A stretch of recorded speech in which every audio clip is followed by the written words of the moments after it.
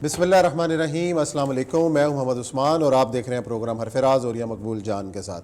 नाज़रीन, अपोजिशन की तहरीक अदम एतमाद जमा हो चुकी और इस वक्त सियासी राब्तों का सिलसिला तेज़ी से जारी है।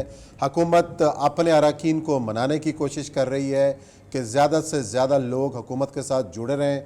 दूसरी जानिब अपोजिशन इत्तेहाद भी मुलाकातों में मसरूफ़ है। MQM से भी मुलाकात हो रही है, कहीं JUI फे मिल रही है शुजात हुसैन से। शुजात हुसैन साहब आसिफ अली जरदारी साहब के पास जा रहे हैं। सियासी राब्तों में जैसे जैसी तेज़ी आती चली जा रही है, वज़ीर आज़म इमरान खान साहब का लहजा भी तल्ख़ होता चला जा रहा है और आज एक बार फिर उन्होंने निशाने पर रखा आसिफ अली जरदारी साहब को और मौलाना फजलुर रहमान साहब को और साथ ही शहबाज शरीफ साहब को।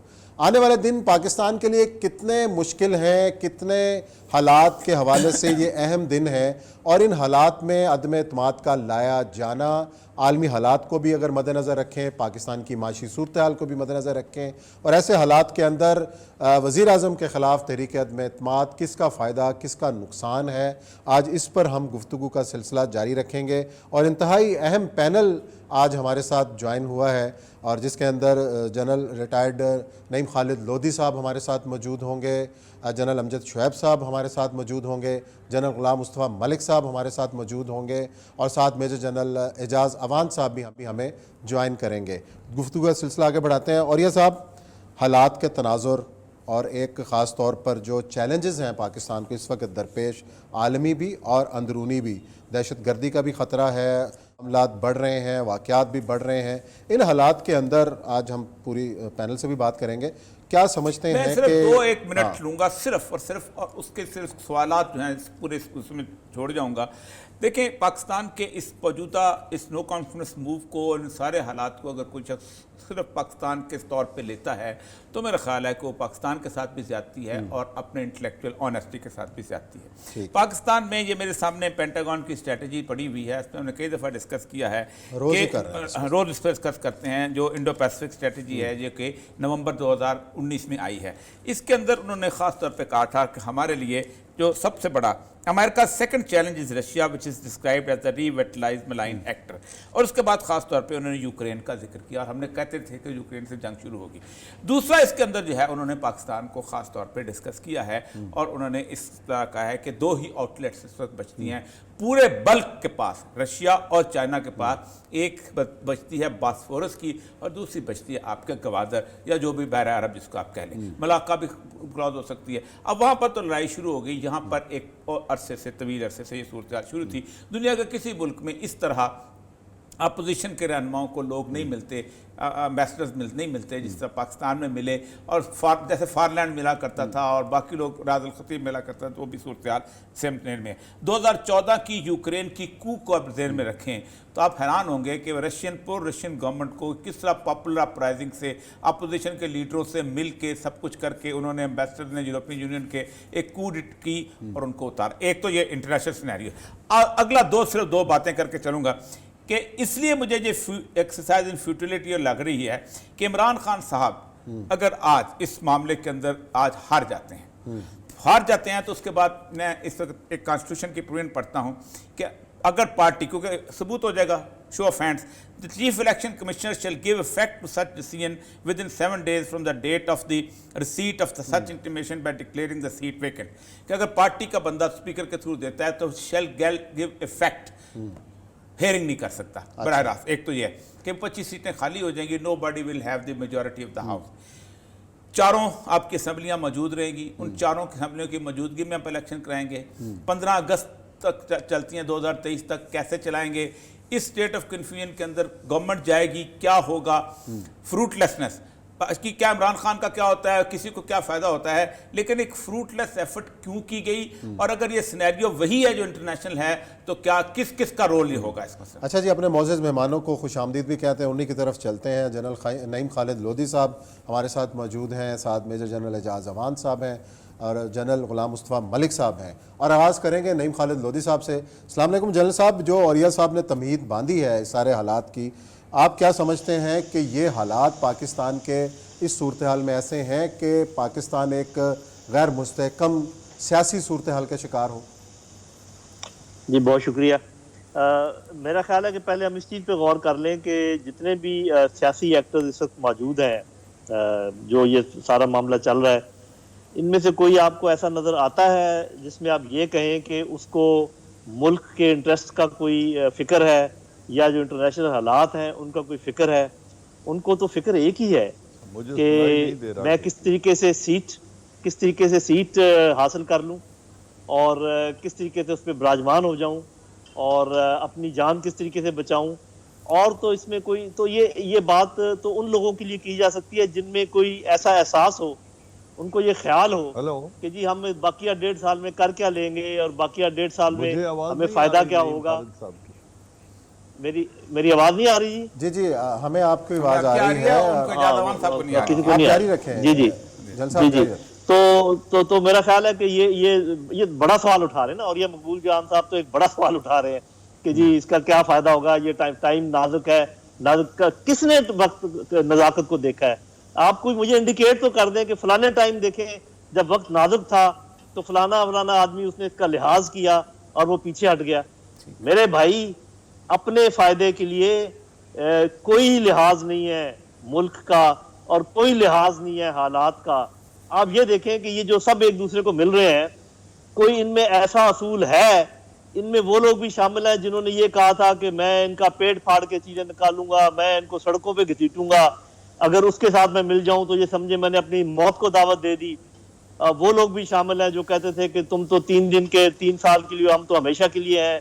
اور پھر ہاں البتہ یہ میں کہوں گا کہ ایسی کچھ خامیاں ہمارے وزیر اعظم میں بھی ہیں جو صاحب ذرا میں اس قابل نہیں ہوں کہ میں ان کو انڈیکیٹ کروں. اتنی ضد پکڑ لینا سیاست میں، اتنا سخت گیر ہو جانا کہ وہ اب آپ کے اپنے لوگ کہہ رہے ہیں 2-3 باتیں صرف مانگ رہے ہیں کہ ایک وہ میرا خیال ہے کہ کسی کوئی بہت بڑا بیوروکریٹ ہے جس کے بارے میں وہ کہہ رہے ہیں کہ یہ ہٹاؤ اس کو. ہاں جی، اس کے بعد پھر وہ بزدار صاحب کو کہہ رہے ہیں کہ اس کو ہٹاؤ، اور کوئی تیسری ایک آدھ اور کوئی چھوٹی موٹی بات ہوگی. تو اس کے لیے اگر آپ پورے یہ بالکل مجھے ایسے لگ رہا ہے کہ حالانکہ میں اس میں کسی کی مخالفت یا اس کی بات نہیں کر رہا کہ جب افغان طالبان نے اسامہ بن لادن کو ہینڈ اوور نہیں کیا لیکن پورے افغانستان کو تباہ و برباد کر لیا.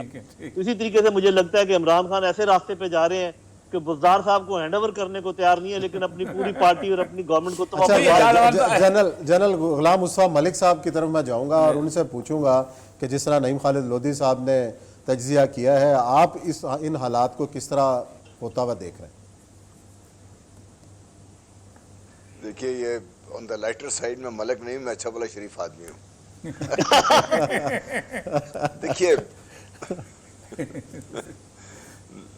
دیکھیے بات یہ ہے کہ میرے چند چیزوں پہ جس طرح ہوتا ہے نا انسان کو ایک ایمان ہوتا ہے. نمبر 1 اللہ تعالیٰ، قرآن اور نبی پاک صلی اللہ علیہ وسلم کے بعد جو ان چیزوں کا مجھے یقین ہے کہ بھارت کبھی پاکستان کو پاکستان اس کو پسند نہیں ہے کسی صورت میں بھی. نمبر 2 امریکہ افغانستان اور پاکستان کے ریجن کو کبھی اسٹیبل ہوتا ہوا دیکھنا نہیں چاہتا، انہیں دے گا نہیں اس کو. اور نمبر 3 اسرائیل ان سب کے ساتھ مل کر جو 3 اس وقت مذہبی انتہا پسند گروپس ہیں، جس میں برہمن زائنزم بھارت میں، کرسچن زائنزم امریکہ میں، اور جوش زائنزم جو اسرائیل یا یہودیوں کے ساتھ لے کے چل رہی ہے. یہ تینوں قوتیں آپس میں متحد ہیں، اور ان کا نشانہ کیا ہے؟ اس سارے رستے میں ان کے حائل کون سا ہے؟ پاکستان ہے. Stable progressive Pakistan, stable progressive Afghanistan اگر یہ ہو جاتا ہے تو اس خطے سے امریکہ کا اور اس کے حواریوں کا جنازہ نکل جائے گا اس سے. اور پھر جس طریقے سے ابھی بات بھی کر رہے تواری صاحب بھی، یہ جو خطہ ہے پورا، یہ ایک ایسی اقتصادی قوت کے طور پہ ابھرے گا کہ شاید مغرب دوبارہ اپنا سر نہیں اٹھا سکے گا. اس سیناریو میں یہ سب کچھ ہو رہا ہے جو بھی پاکستان میں بھی ہو رہا ہے.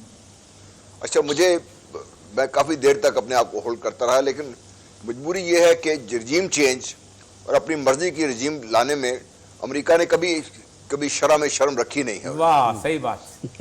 اب ایران میں دیکھ لیجئے، مصدق کی گورنمنٹ کو کیسے ہٹایا گیا، شاہ ایران کو لایا گیا.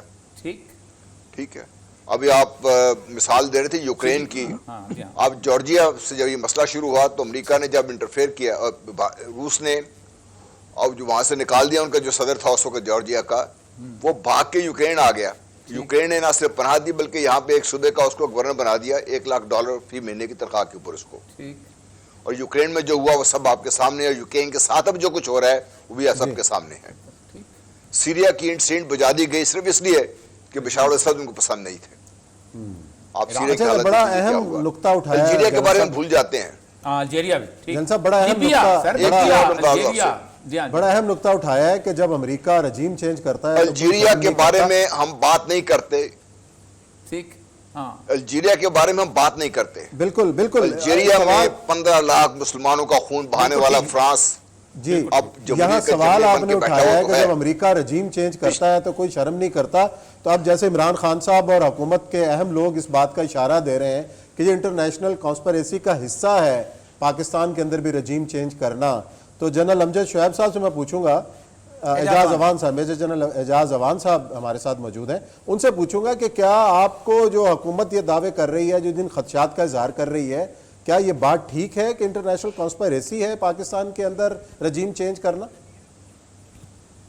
تھینک یو ورما جی. دیکھیے اوریہ صاحب, میری جہاں تک میری سوچ ہے یا میری سمجھ ہے, مجھے تو اس میں کوئی شک نہیں ہے کہ یہ رجیم ایکسیپٹیبل نہیں ہے ویسٹ کو اور امریکہ کو, کیونکہ یہ رجیم جس پیوٹل پوزیشن پہ پاکستان اس وقت ہے, جو چائنا اور رشیا کا نیکسس بن رہا ہے, یا جو چائنا گوادر کی طرف جو اس کو ایک alternate route south China Sea کے مقابلے میں ملا ہے, جو انڈو پیسیفک جو اسٹریٹجی ہے اس کو کاؤنٹر کرنے کے لیے جو کردار پاکستان عربین اوشین اور انڈین اوشین کے انٹرنیشنل واٹر تک جو چائنا کو ایکسس دیتا ہے, جو سینٹرل ایشیا اور یوریشیا کی طرف جانے کے راستے کھلتے ہیں, ان راستوں کو بند کرنا. اوریہ مقبول صاحب نے پہلے بات کر دی ہے کہ اسٹریٹ آف ملاکا میں پرابلم ہو سکتا ہے, ساؤتھ چائنا میں پرابلم ہو سکتا ہے, کوآڈ ڈیفیکلٹیز کریٹ کر سکتا ہے, انڈو پیسیفک کمانڈ چائنا کے لیے ڈیفیکلٹیز کریٹ کر سکتا ہے.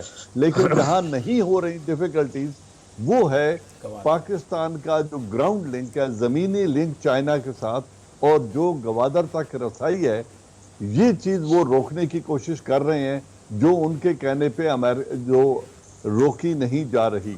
ایک بات. دوسری, جو افغانستان کا امن ہے وہ سینٹرل ایشیا اور یوریشیا کو اور رشیا کو خود وارم واٹر تک ایکسس دیتا ہے. اگر افغانستان میں امن قائم ہو جاتا ہے, اس امن کو نہ کرنے دینا ان کی اسٹریٹجی کا ایک حصہ ہے. اگر پاکستان اور چائنا اور رشیا اکٹھے ہو کر اس امن کے متلاشی ہیں سینٹرل ایشیا کو لے کے, تو وہ تمام قوتیں جو اس امن کی متلاشی ہیں, ان میں سے وہ پیوٹن کو نہیں اٹھا سکتے, پریزیڈنٹ شی کو نہیں ہٹا سکتے, سینٹرل ایشین ریاستوں میں تمام میں رجیم چینج نہیں کر سکتے. تو ایک ملک ہے جہاں انہیں لائک مائنڈڈ لوگ مل جاتے ہیں, ملتے رہے ہیں تاریخ میں, اور اب بھی مل سکتے ہیں خدا نہ خواستہ, تو ان کا استعمال کرتے ہوئے وہ کیوں نہیں کریں گا. اور رجیم چینج میں ڈائریکٹ حملہ ہم سب کو پتا ہے کہ نہیں ہوتا, انوائرمنٹ کریٹ کیے جاتے ہیں. میں تو آج بیٹھ کے ایک لسٹ بنانے کی کوشش کر رہا تھا کہ عمران خان نے غلطیاں کیا کی ہیں. اقتدار میں آنے کے بعد کیا انہوں نے عدالتوں پہ حملے کیے؟ کیا انہوں نے پاکستان آرمی کے ساتھ کنفرنٹریشن کی؟ کیا انہوں نے پاکستان آرمی کے محاذ پہ وزٹ کر کے اور جو سیکنڈ لائن فورسز ہیں ان کی تنخواہوں میں 15% اضافہ نہیں کیا؟ کیا وہ شہیدوں کے ساتھ جا کے ہمدردی کرتے ہوئے نہیں کھڑے ہوئے؟ کیا انہوں نے آرمی چیف کو ایکسٹینشن دے کے ایک پورا ٹینیور دے کے ایک ہارمنی ڈیولپ کرنے کی ادارے کے ساتھ کوشش نہیں کی؟ انہوں نے تو متعاون نہیں کیا پاکستان آرمی کو عمران خان نے. پھر اسی طرح جو سلیبس میں چینج ہے, جو ان کے اتحادی ہیں, کیا ان کو وزارتیں نہیں دی؟ کیا ان کو عزت نہیں دی؟ کیا ان کو ساتھ لے کر وہ چلا نہیں ہے؟ یا کیا انہوں نے پاکستان کے جو واٹر ریزروائرز ہیں ان پہ کام نہیں کیا, اس میں مجبوری کو آڑے آنے دیا ہے, فنڈز اویلیبل کیے؟ کیا انہوں نے ٹیکس کلیکشن کو بہتر نہیں کیا؟ کیا اس نے جو ویسٹ کی جو مناپلی تھی اس کو توڑنے کے لیے اپنی انڈیپینڈنٹ فورن پالیسی کے اوپر ایک سٹینڈ نہیں لیا؟ تو اگر یہ سب کچھ کر رہا ہے اور یہ اس کا جرم ہے, کیا اس نے پورے پاکستان کو 10 لاکھ روپے کی ہیلتھ انشورنس ہر میرڈ کپل کو نہیں دی؟ کہ ہر خاندان کو 10 لاکھ کی انشورنس کون سی دنیا کے ویلفیئر اسٹیٹ میں ملتی ہے؟ کیا بالکل اس نے صحیح۔ یہ نہیں دی؟ کیا جان صاحب یہ تو آپ عمران خان صاحب کی کامیابیاں گرا رہے ہیں، انہی کامیابیوں کے اوپر جو ہے ہم بریک کے بعد بات کریں گے اور باقی پینل سے پوچھیں گے، یا بریک لے رہے ہیں، بریک کے بعد آئیں گے، ہمارے ساتھ رہیے گا سر۔ جی ناظرین، بریک کے بعد آپ کو پروگرام میں خوش آمدید کہتے ہیں۔ معزز پینلسٹ حضرات ہمارے ساتھ موجود ہیں، اور جنرل امجد شعیب صاحب نے بھی ہمیں ابھی جوائن کیا ہے، اور انہی سے گفتگو کا سلسلہ آگے بڑھاتے ہیں۔ جنرل صاحب، آپ نے گفتگو سنی کہ جس قسم کے حالات ہیں، پاکستان کو درپیش چیلنجز ہیں، ان حالات کے اندر تحریک عدم اعتماد اور آنے والا جو سینیریو آپ کو کیا نظر آ رہا ہے؟ بسم اللہ الرحمن الرحیم۔ دیکھیے سینیریو تو جی جی جاری رکھیے گا جنرل صاحب۔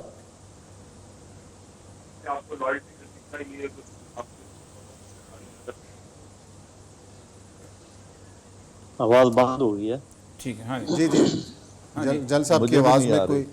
جنرل صاحب کی آواز میں کوئی ہے۔ ایشو ہے، اور ہم نعیم خالد لودھی صاحب سے کی طرف چلتے ہیں اور انہی سے نعیم پوچھتے ہیں۔ خالد صاحب ایک سوال یہاں بھی چھوڑے چلے جاتا ہوں کہ اگر عمران خان یہاں جیت جاتا ہے تو قانون کے مطابق 6 مہینے کے لیے اس کے خلاف عدم اعتماد نہیں ہو سکتا، اور وہ 6 مہینے میں اگر 99% بھی لوگ اس کے خلاف ہو جائیں اس کو نہیں ہٹا سکتے۔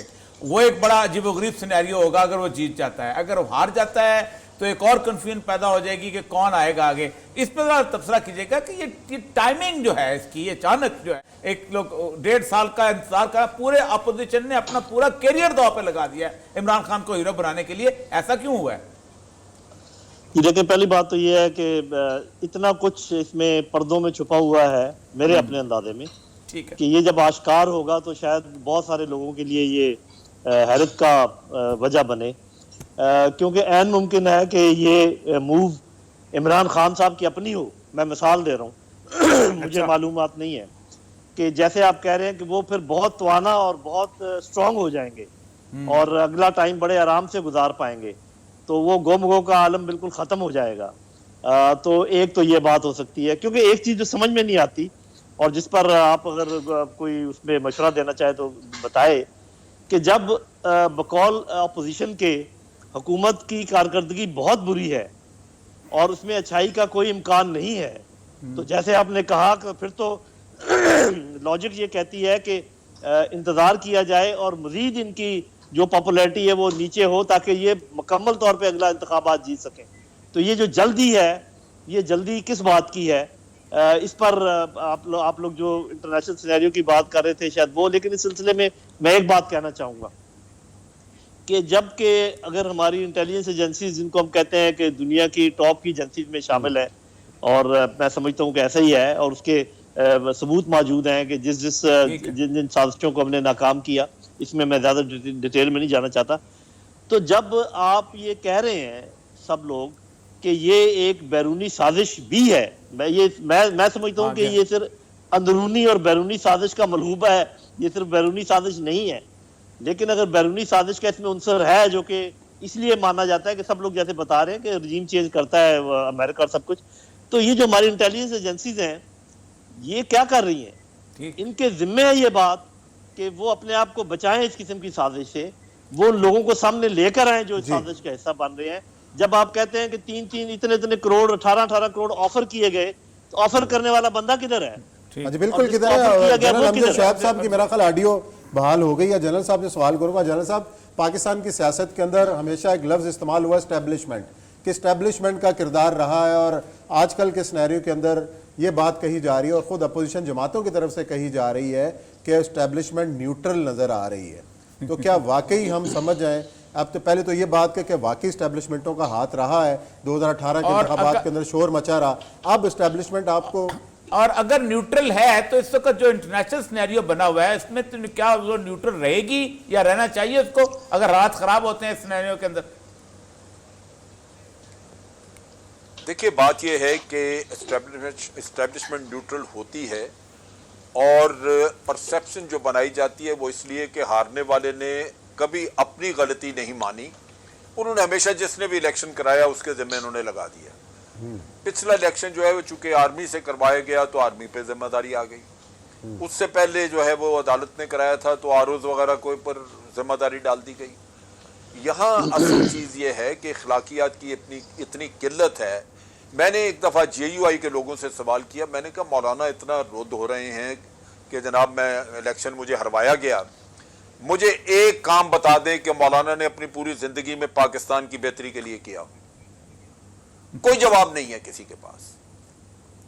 اور اگر میاں نواز شریف صاحب کا میں دیکھ لوں تو جو ان کا سیکنڈ ٹینیور تھا وہ ہم نے کہا تھا ان کو کہ یہ تباہی پھیرے، کبھی وہ سپریم کورٹ پہ چڑھ دوڑے، کبھی رفیق تارڑ صاحب کو لگا کے بغاوت کرا دی، کبھی آپ دیکھیے کہ وہ ان کو امیر المومنین بننے کا خیال آ گیا، کبھی آپ جسٹس قیوم کو کہہ کے لوگوں کو سزائیں دلوا رہے ہیں، ایک طرف چیف آف آرمی اسٹاف گھر بھیج دیا، پریزیڈنٹ کو گھر بھیج. بھئی آپ کے اپنے آپ کو خود حکومت کرنا نہیں آتی، آپ دوسروں کو الزام دیتے ہیں. تو یہاں مسئلہ یہ ہے کہ اخلاقیات کی اتنی قلت ہے کہ کوئی بھی شخص اپنی غلطی تسلیم کرنے نہیں چاہتا، اور اپنی غلطی تسلیم نہ کرنے کی وجہ سے اس نے کسی نہ کسی کے کندھے پہ ڈالنا ہے.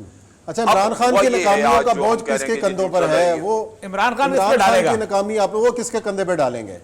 جنرل غلام مصطفیٰ دیکھیں میں ایک چیز آپ بتاؤں، عمران خان کے لیے مسئلہ اس کے اپنے وعدے جو انہوں نے کیے، انہوں نے چیلنج اپنے لیے خود پیدا کیا، اور وہی چیلنج ان کے لیے سب سے بڑا مسئلہ بنا رہا.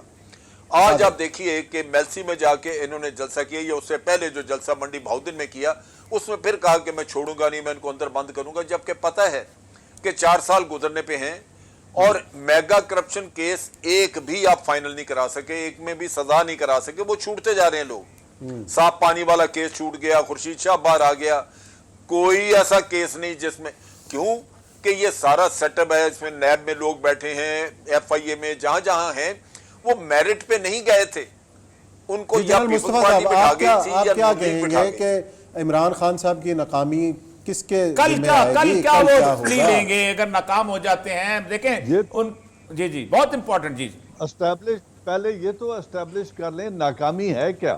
ہاں یہ بھی صحیح ہے، یہ بھی بتائیں نا کہ کیا نہیں. یہ جو ابھی جنرل امجد شعیب صاحب نے سوالات اٹھائے، جو ابھی جنرل صاحب نے جو سوالات اٹھائے ہیں کہ کرپشن کے خلاف انہوں نے میں چھوڑوں گا نہیں، لیکن کسی کو سزا نہیں ملی.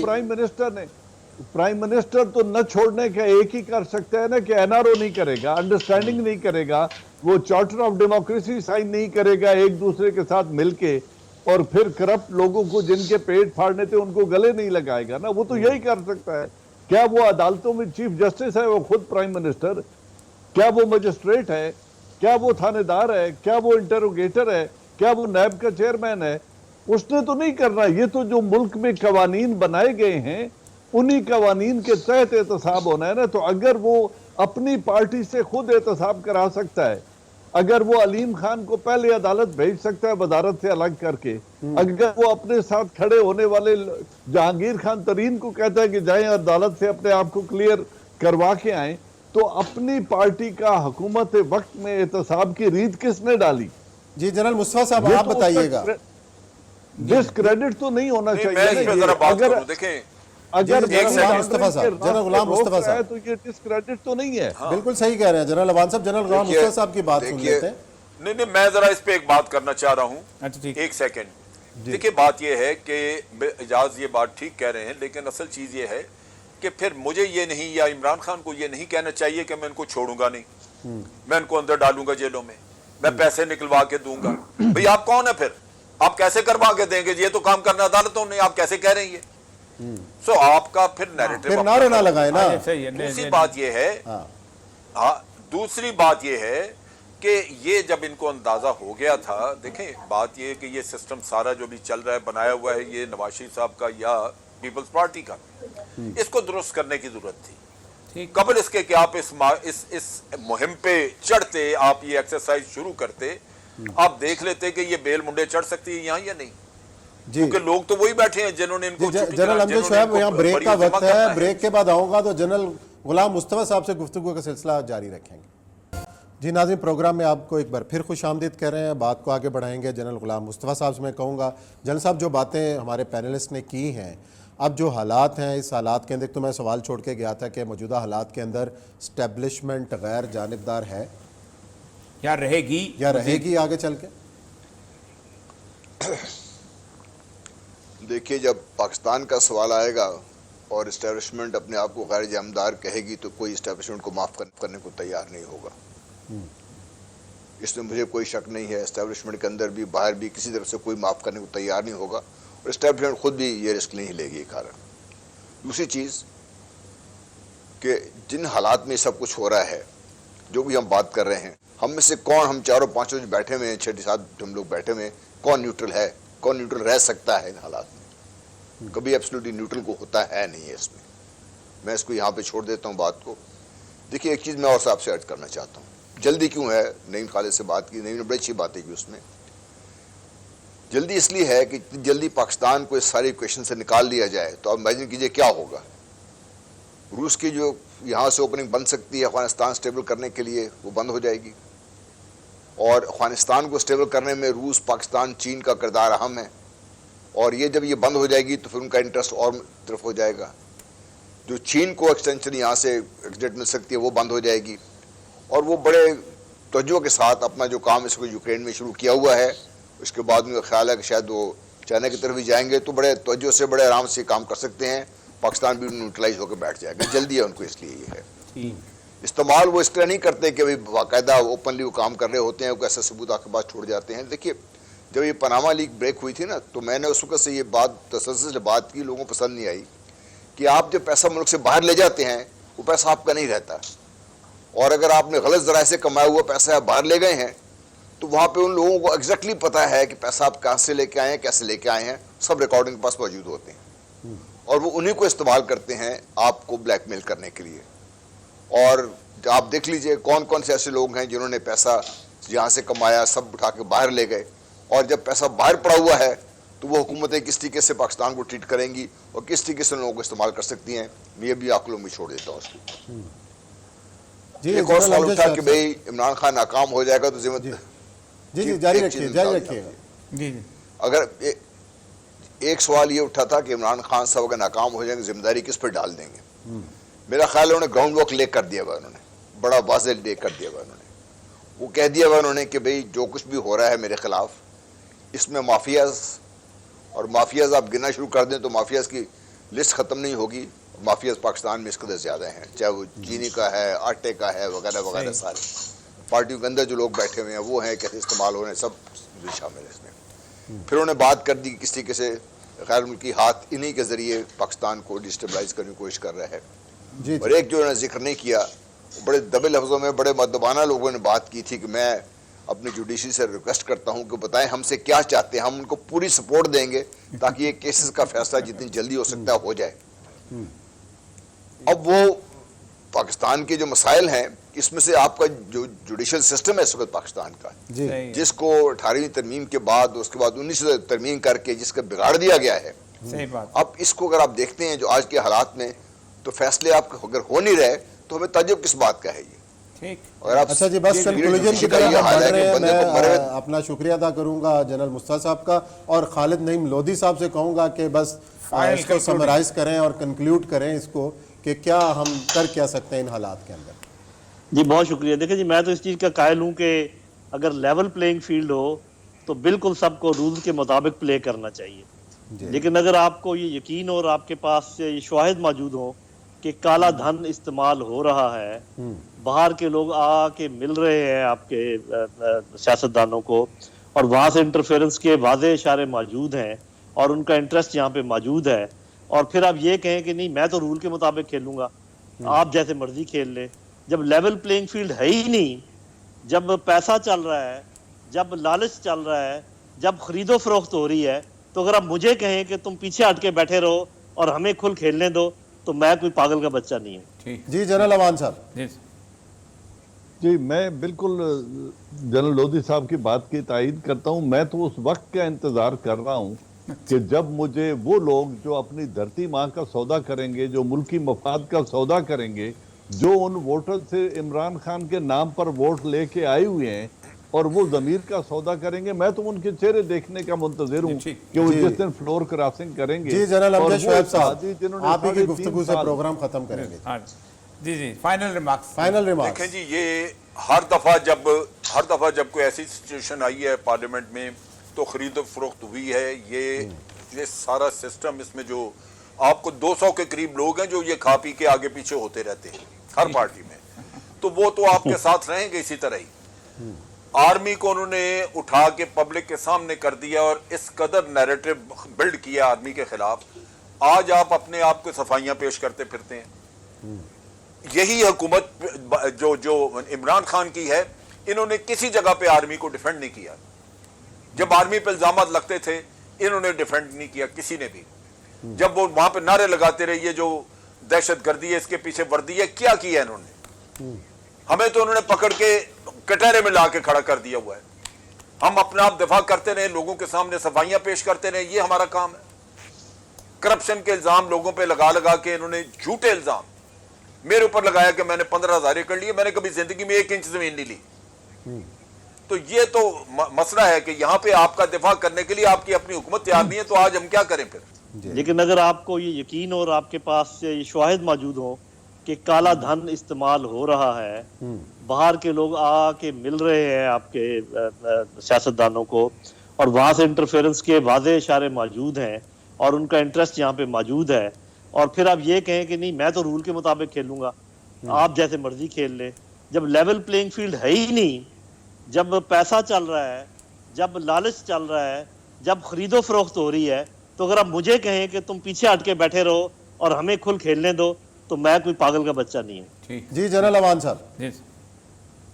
جی میں بالکل جنرل لودھی صاحب کی بات کی تائید کرتا ہوں. میں تو اس وقت کا انتظار کر رہا ہوں کہ جب مجھے وہ لوگ جو اپنی دھرتی ماں کا سودا کریں گے, جو ملکی مفاد کا سودا کریں گے, جو ان ووٹر سے عمران خان کے نام پر ووٹ لے کے آئے ہوئے ہیں اور وہ ضمیر کا سودا کریں گے, میں تو ان کے چہرے دیکھنے کا منتظر ہوں کہ وہ جس دن فلور کراسنگ کریں گے. جی جنرل امجد شعیب صاحب, جنہوں نے آپ ہی کی گفتگو سے پروگرام ختم کریں گے. جی فائنل ریمارکس. دیکھیں جی, یہ ہر دفعہ جب کوئی ایسی سچویشن آئی ہے پارلیمنٹ میں تو خرید و فروخت ہوئی ہے. یہ سارا سسٹم, اس میں جو آپ کو 200 کے قریب لوگ ہیں جو یہ کھا پی کے آگے پیچھے ہوتے رہتے ہیں ہر پارٹی میں, تو وہ تو آپ کے ساتھ رہیں گے اسی طرح ہی. آرمی کو انہوں نے اٹھا کے پبلک کے سامنے کر دیا اور اس قدر نیریٹو بلڈ کیا آرمی کے خلاف. آج آپ اپنے آپ کو صفائیاں پیش کرتے پھرتے ہیں. یہی حکومت جو عمران خان کی ہے, انہوں نے کسی جگہ پہ آرمی کو ڈیفینڈ نہیں کیا. جب آرمی پہ الزامات لگتے تھے انہوں نے ڈیفینڈ نہیں کیا کسی نے بھی. جب وہ وہاں پہ نعرے لگاتے رہے یہ جو دہشت گردی ہے, اس کے پیچھے وردی ہے, کیا کیا انہوں نے؟ ہمیں تو انہوں نے پکڑ کے کٹہرے میں لا کے کھڑا کر دیا ہوا ہے. ہم اپنا آپ دفاع کرتے رہے, لوگوں کے سامنے صفائیاں پیش کرتے رہے, یہ ہمارا کام ہے. کرپشن کے الزام لوگوں پہ لگا کے انہوں نے جھوٹے الزام میرے اوپر لگایا کہ میں نے 15,000 ایکڑ لیے, میں نے کبھی زندگی میں 1 انچ زمین نہیں لی. تو یہ تو مسئلہ ہے کہ یہاں پہ آپ کا دفاع کرنے کے لیے آپ کی اپنی حکومت تیار نہیں ہے, تو آج ہم کیا کریں پھر؟